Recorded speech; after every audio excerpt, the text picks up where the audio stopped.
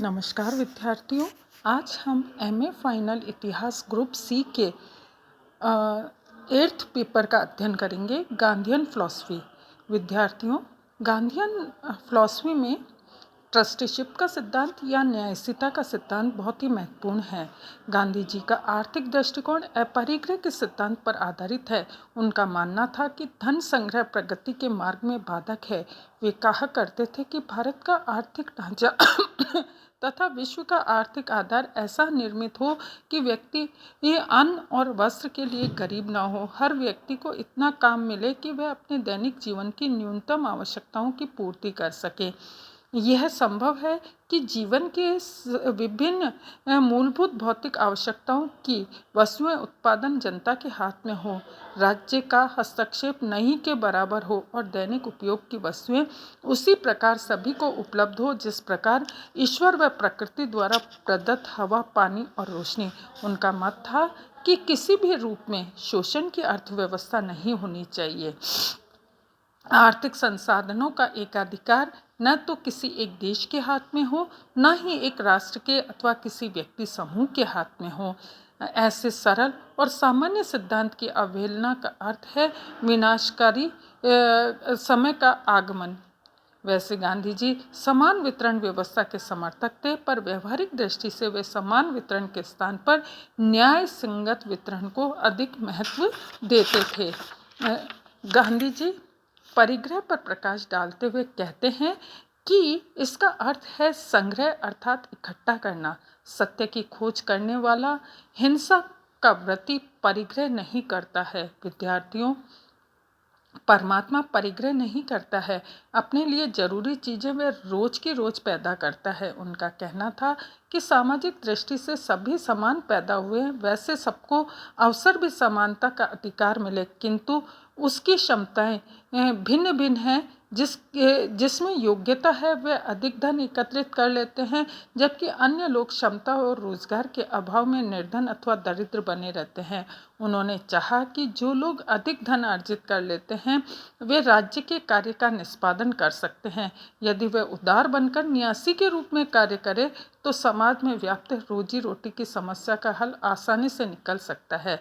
बौद्धिक प्रतिभावान व्यक्ति यदि अधिक आय करके अपार संपत्ति अर्जित करता है तो उसकी बुद्धि को कुंठित करने की आवश्यकता नहीं है।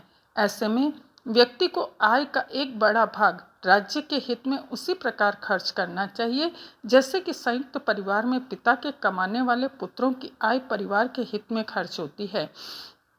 गांधी जी ने कहा कि धनी लोग न्यासी के रूप में ही अपनी आमदनी को रखें और समाज हित में लगाएं। उन्होंने अपने आर्थिक विचारों में न्यायशीलता या ट्रस्टीशिप के सिद्धांत को महत्वपूर्ण माना है। हालांकि गांधी जी साम्यवादियों की तरह पूंजीवादियों के विरुद्ध नहीं थे और न ही पूंजीवाद को समाप्त करना चाहते थे। वे न्यायशीलता के सिद्धांत को लागू करना चाहते थे, न केवल अनुरोध से अपितु हृदय परिवर्तन के द्वारा। उनकी इच्छा थी कि धन संपत्ति या पूंजी के मालिकों को आढ़त या बट्टा दिया जाए, क्योंकि धन उनके स्वाधिकार में होता है। उनका दृष्टिकोण था कि जनहित में पूंजी का उपयोग करें तो सबका भला संभव है। गांधी जी ने पूंजीपतियों से न्यासी बनाने का आग्रह किया। उन्होंने उदाहरण देते हुए कहा कि यदि कुछ व्यक्ति के पास 100 रुपए हैं तो उनसे आग्रह किया जाए कि वह 50 रुपए उन कामगारों में बांट दें जिनके शोषण से ये धनराशि पैदा हुई है। विद्यार्थियों, उन्होंने ये भी कहा कि जिनके पास 1 करोड़ रुपया है वे लोग 1% धन अपने पास बट्टे के रूप में रखें और शेष धनराशि को स्वेच्छा से समाज हित में अर्पित कर दे। बापू ने पूंजी तथा श्रम की परस्पर न्यासी के रूप में माना है। मजदूरों को चाहिए कि वे अपने श्रम का प्रयोग रचनात्मक कार्यों में अहिंसक रूप से लगाए। अहिंसा से श्रमिकों में यह अनुभूति जागृत होती है कि उनका श्रम उसी प्रकार पूंजी है जिस प्रकार धातु। अहिंसा से उनमें शक्ति और संगठन पैदा होंगे जो उनके शोषण का अंत करने में सहायक सिद्ध होंगे। श्रमिकों की स्वतंत्रता के शोषण से मुक्ति में प्रयोग हो जो सामाजिक समृद्धि बढ़ेगी। शोषण मुक्त स्थिति में श्रमिकों को शोषणकारी नहीं बनाना है, अपितु अहिंसा के बलबूते पूंजी का सही उपयोग करवा सकते हैं। गांधी जी का मत है कि न्यासीता का सिद्धांत एक पक्षीय नहीं है, बल्कि सभी एक दूसरे के पूरक है। इस प्रकार श्रमिक और पूंजीपति दोनों ही मिलकर उत्पादन की शक्ति का प्रयोग समाज हित में कर सकते हैं।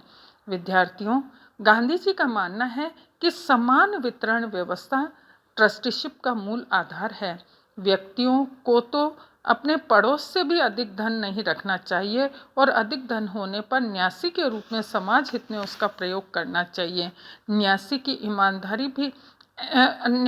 ईमानदारी भी अहम भूमिका निभाती है।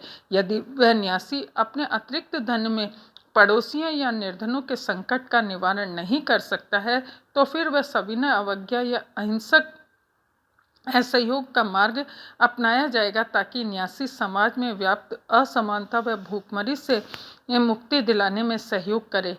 वे वृहद उद्योगों के विरोधी थे, लेकिन वे चरखे के समर्थक थे। उनका कहना था कि चरखे में वे गुण हैं जो दूसरे उद्योग में नहीं हैं।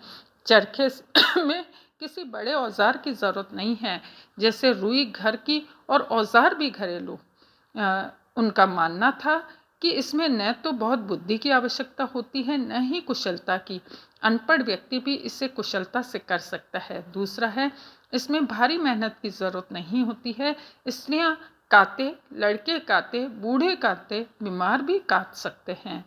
तीसरा है, इसको घर बैठकर काता जा सकता है। चरखे के माध्यम से गरीब अमीर की खाई को पाटा जा सकता है। बापू के सहायक प्यारेलाल 25/10/1942 के हरिजन में ट्रस्टीशिप के सिद्धांत की विवेचना करते हुए अंतिम मसौदा तैयार करते हैं, जो इस प्रकार से है। विद्यार्थियों, पहला है, ट्रस्टीशिप ऐसा साधन प्रदान करती है जिसमें समाज में मौजूदा पूंजीवादी व्यवस्था सामंतवादी व्यवस्था में बदल जाती है। इसमें पूंजीवाद की कोई गुंजाइश नहीं रहती है, मगर वह वर्तमान पूंजीपति वर्ग को अपना सुधार करने का मौका देती है। इति नमस्कार।